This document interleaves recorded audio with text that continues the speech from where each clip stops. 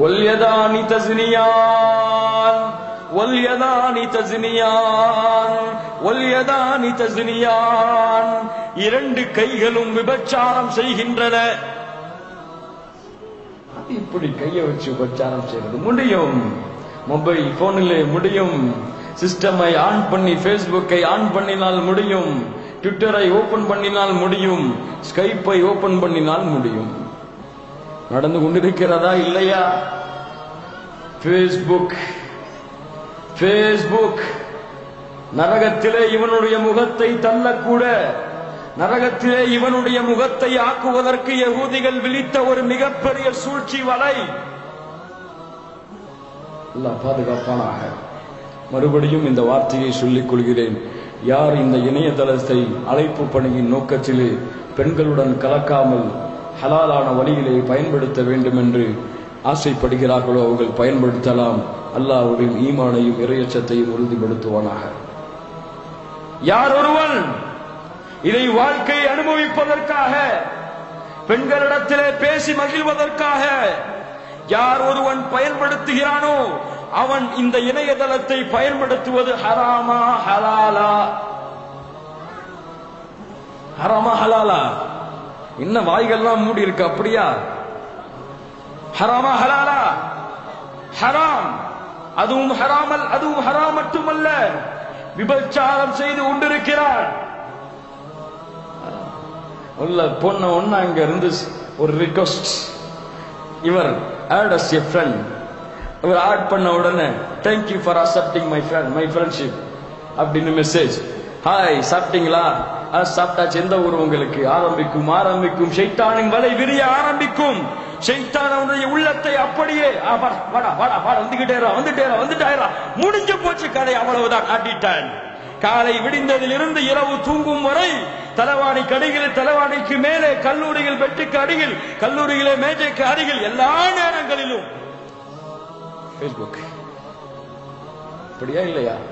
90 வயசு கிளவி ஒரு சின்ன வயசு போட்டோவை போட்டு இருப்பா, அவங்க கூட உட்கார்ந்து சேட் பண்ணிட்டு இருப்பான். லா இலாஹ இல்லல்லாஹ். பெரும்பாலான விதங்கள் அப்படித்தான் இருக்கிறது என்று கேள்விப்படுகிறேன். யோசித்து பாருங்கள், அதுவும் யோசித்து பாருங்கள்.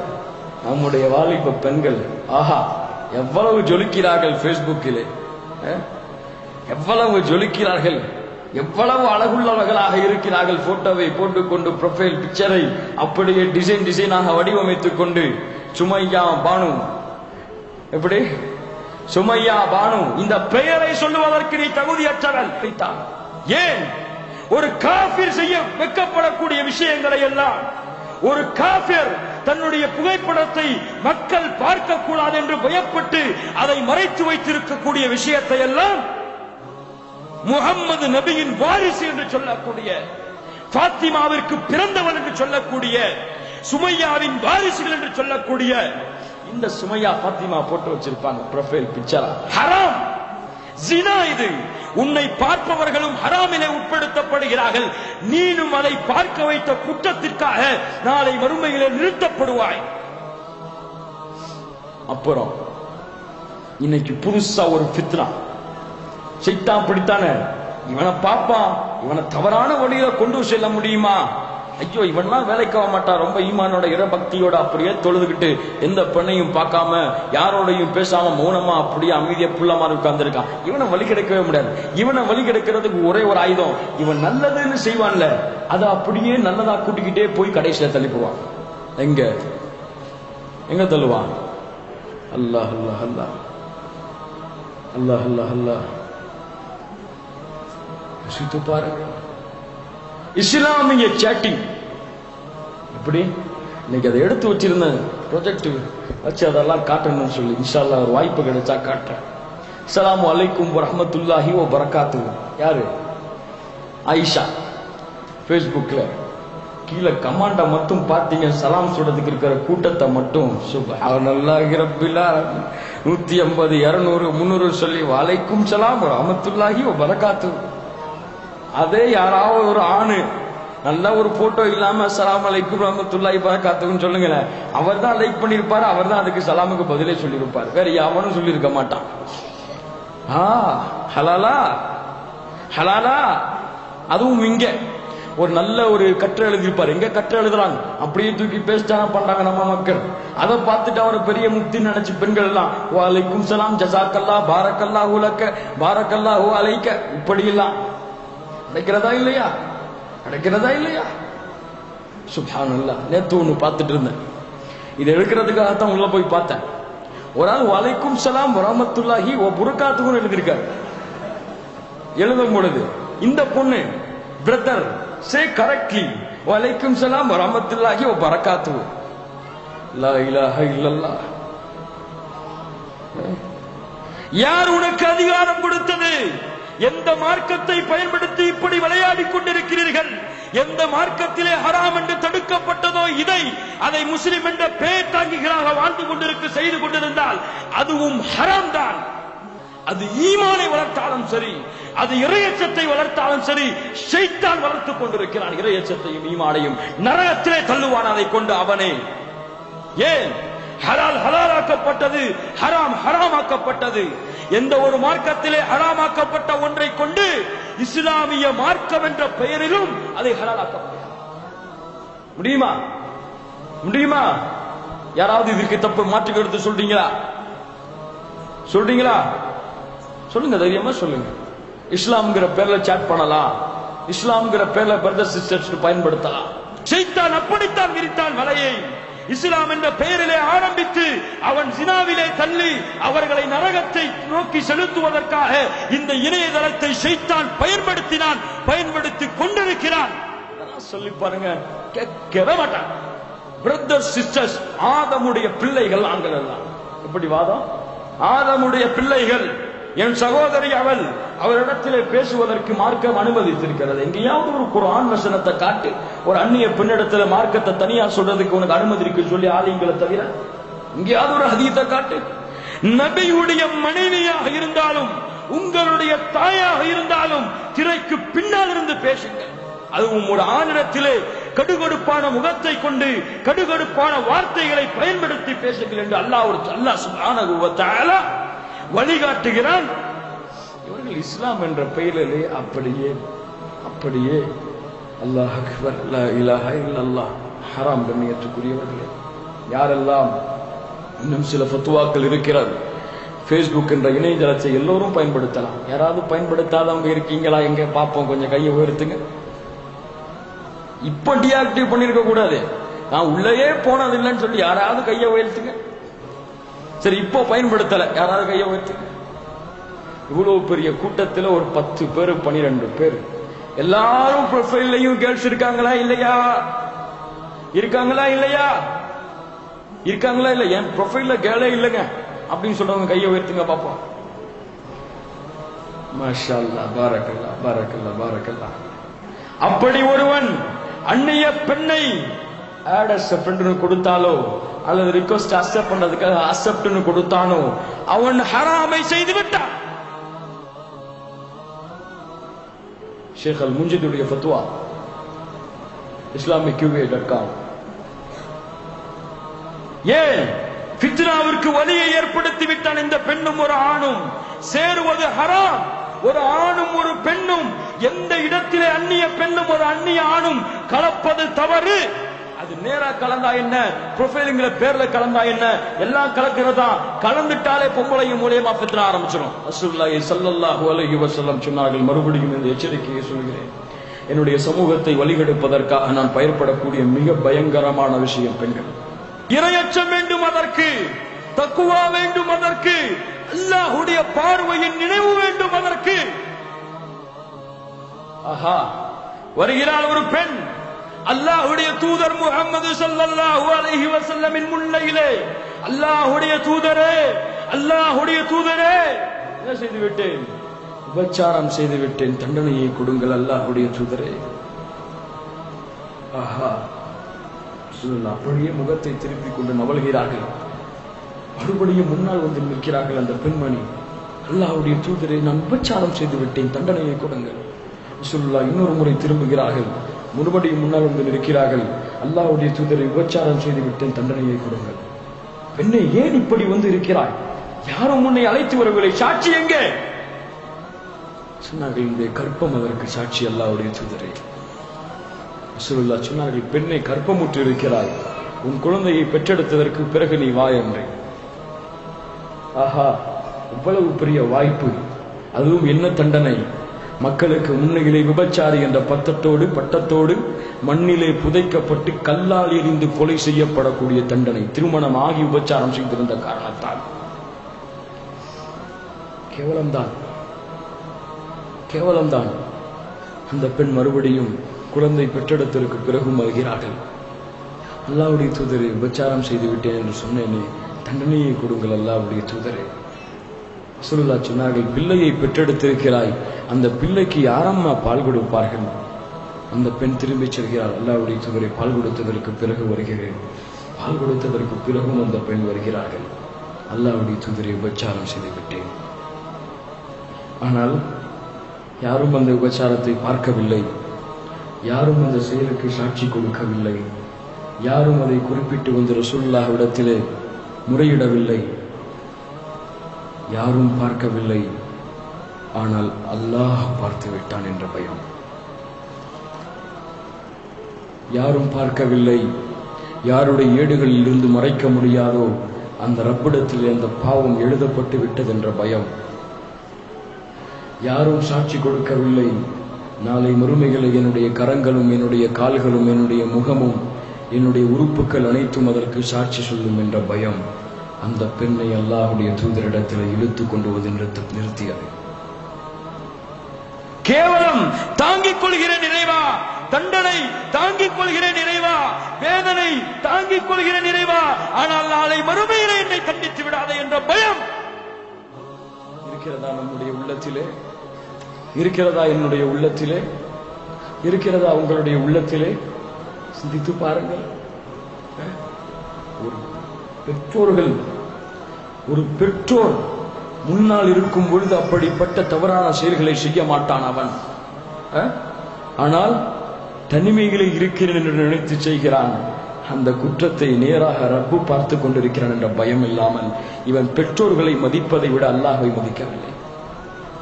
பெற்றோர்களுக்கு பயப்படுவதை விட அல்லாஹ்வை பயப்படவில்லை. ஏன்? இவனுக்கு அல்லாஹ் யார் என்று அவருடைய பெற்றோர்கள் கற்றுக் கொடுக்கவில்லை.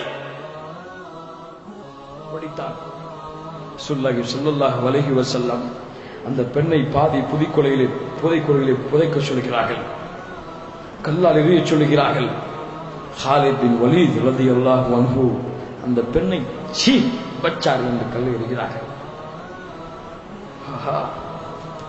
யா ஹாலித், யா ஹாலித், எந்த பெண்ணை பார்த்து சீ என்று சொல்லுகிறாய்? அந்த பெண் அல்லாஹ்விடத்திலே செய்த தௌபாவை மக்கா மதீனாவில் இடையில் உள்ள தூரத்திற்கு பங்கு வைத்து கொடுத்தாலும் இடாது. அவ்வளவு அல்லாஹ்விடத்திலே கதறி இருக்கிறாள், அவ்வளவு அல்லாஹ்விடத்திலே முறையிட்டிருக்கிறாய். ஹாலிதே, அந்த பெண் சுத்தமானவள், நாளை மறுமையிலே சுத்தமான நிலையில் அல்லாஹ்விற்கு முன்னால் நிற்பாள்.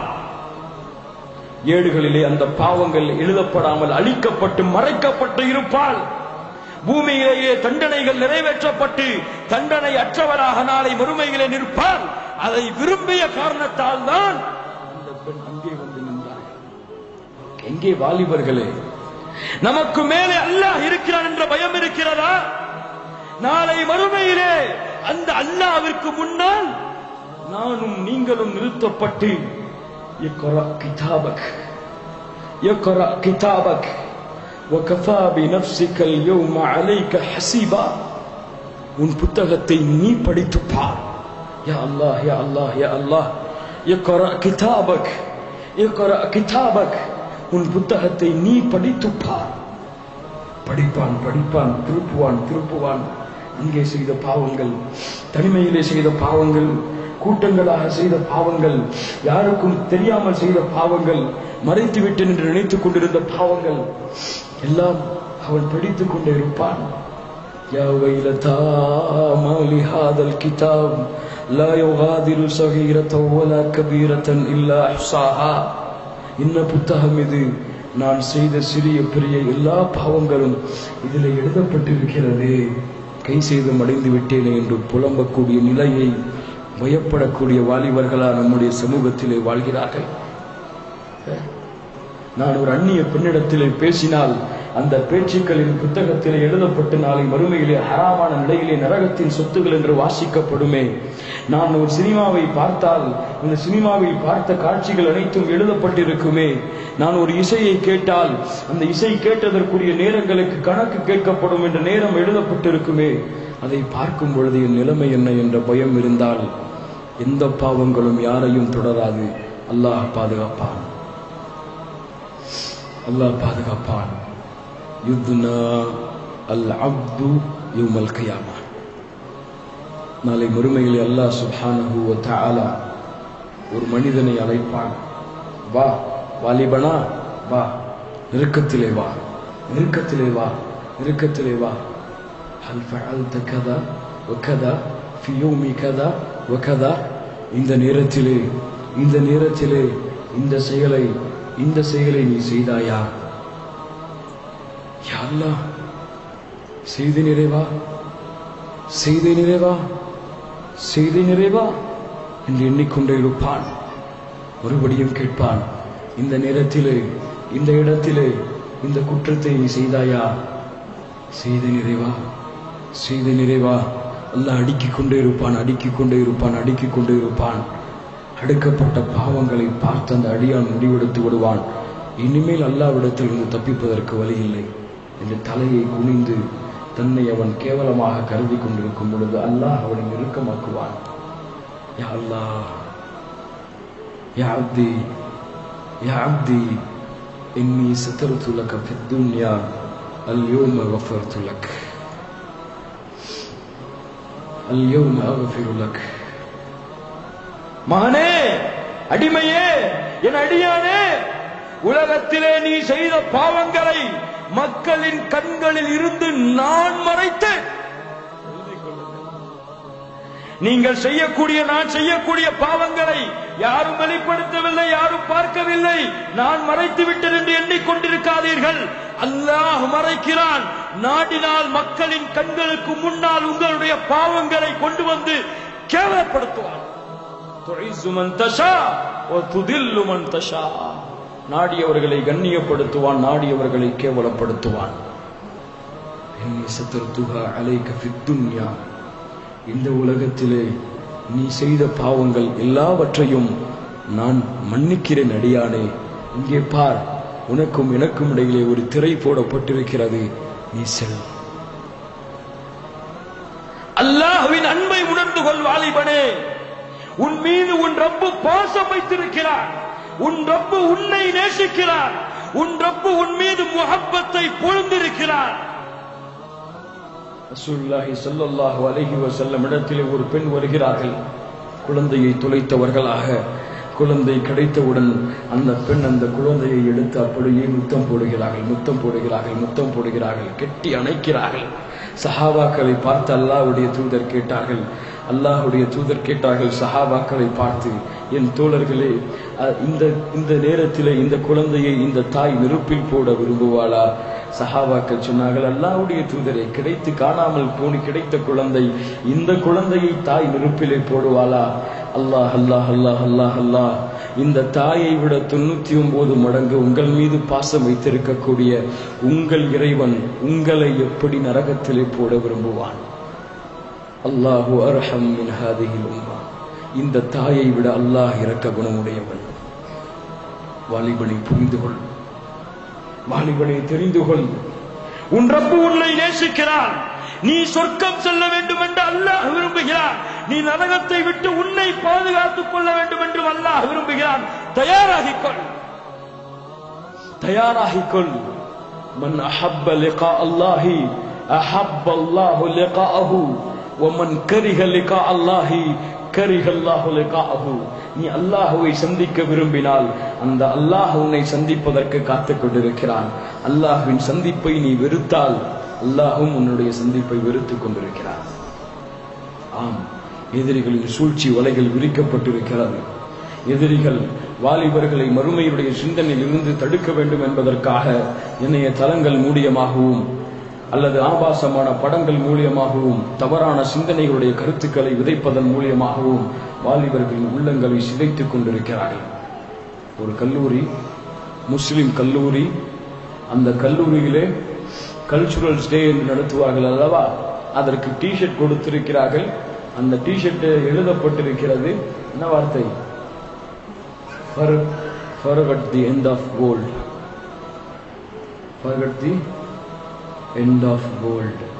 மறுமையை மறந்துவிடு. இதை போட்டுக்கொண்டு வாலிபர்கள் எல்லாம் தக்பீர் கட்டிக்கொண்டு பள்ளிகளை தொழுது கொண்டிருக்கிறார்கள். நான் கண்களால் பார்த்த காட்சி. இப்படிப்பட்ட நிலைமைக்கு எதிரிகள் நம்மை இழுத்து சென்று கொண்டிருக்கிறார்கள் என்பதை உணர்ந்து கொள்ளுங்கள். நம்முடைய நோக்கம் இஸ்லாம், நம்முடைய நோக்கம் தௌஹீத், நம்முடைய நோக்கம் அல்லாஹ்வுடைய வார்த்தையை இந்த உலகத்திலே உயர்த்தியது. பிலாலின் நோக்கம் அதுவாகத்தான் இருந்தது, அம்மாரின் நோக்கம் அதுவாகத்தான் இருந்தது, சுமையாவின் நோக்கம் அதுவாகத்தான் இருந்தது, ஜாபிருடைய நோக்கம் அதுவாகத்தான் இருந்தது, அப்துல்லாஹ் இப்னு உமருடைய நோக்கம் அதுவாகத்தான் இருந்தது, இப்னு மஸ்ஊதுடைய நோக்கம் அதுவாகத்தான் இருந்தது. யோசித்து பாருங்கள், கண்ணியத்தை அடுக்கிக் கொண்டே போகுங்கள். அவர்களின் நோக்கத்தை போன்று நம்முடைய நோக்கத்தையும் மாற்றிக்கொண்டு மறுமைக்கான ஒரு கூட்டத்தை நாம் உருவாக்க தவறினால் நாளை நம்முடைய பிள்ளைகள் யகூதிகளாக நஸ்ரானிகளாக வளர்வார்கள். இந்த உலகத்தை, இந்த சமூகத்தை வழிநடத்தக்கூடிய பொறுப்பு, அடுத்த தலைமுறையை ஈமானுடன் இஸ்லாமுடன் உருவாக்கக்கூடிய பொறுப்பு என்னை போன்ற வாலிபர்களுக்கும் உங்களை போன்ற வாலிபருடைய கையிலும் இருக்கிறது. தவறினால் நாளைய சமூகம் இஸ்லாமை விட்டு வெளியேறக்கூடிய சமூகமாக நீங்கள் பார்ப்பீர்கள். ஆம், வெளியேறிக் கொண்டிருக்கிறது. கணக்கெடுப்பு சொல்லுகிறது, எத்தனை பேர்? 10 நாளைக்கு 7 முஸ்லிம்கள் தமிழ்நாட்டில் இருந்து இஸ்லாமை விட்டு வெளியேறுகிறார்கள். 10 நாளைக்கு 7 பேர் இஸ்லாமை விட்டு வெளியேறுகிறார்கள். யாருக்காக? ஒரு பெண்ணுக்காக, காதலுக்காக. யோசித்து பாருங்கள். யா ஹஸ்ரத்தா, யா ஹஸ்ரத்தா. நஷ்டம் இல்லை, கேவலம் இல்லை. அல்லாஹ் பாதுகாப்பானாக. இறையச்சத்தை உறுதிப்படுத்துங்கள். நஹ்னு ஜெய்சுல்லாஹ், அல்லாஹ்வின் படை நாங்கள் என்பதை உணர்ந்து கொள்ளுங்கள். அல்லாஹ்விற்கான நடைபயணத்தை இந்த நிமிடத்திலிருந்து மேற்கொள்ளுங்கள். அல்லாஹ்வுடைய வார்த்தையை இந்த உலகத்திலே பறைசாற்றுவதற்கு தயாராகுங்கள். என் மூலமாக ஒருவன் இஸ்லாமாக வேண்டும் என் மரணத்திற்கு முன்னதாக என்ற லட்சியத்தை உள்ளத்திலே ஏந்திக் கொள்ளுங்கள். எந்த விதமான பாவங்களையும் செய்யாமல் முழுமையான ஈமான் உள்ளவனாக என் ரப்புக்கு முன்னால் நிற்பேன் என்ற உறுதியை எடுத்துக் கொள்ளுங்கள். அல்லாஹ் சுப்ஹானஹு வ தஆலா என்னுடைய இறையச்சத்தையும் உங்களுடைய இறையச்சத்தையும் உறுதிப்படுத்துவானாக. என்னுடைய பாவங்களையும் உங்களுடைய பாவங்களையும் மன்னிப்பானாக.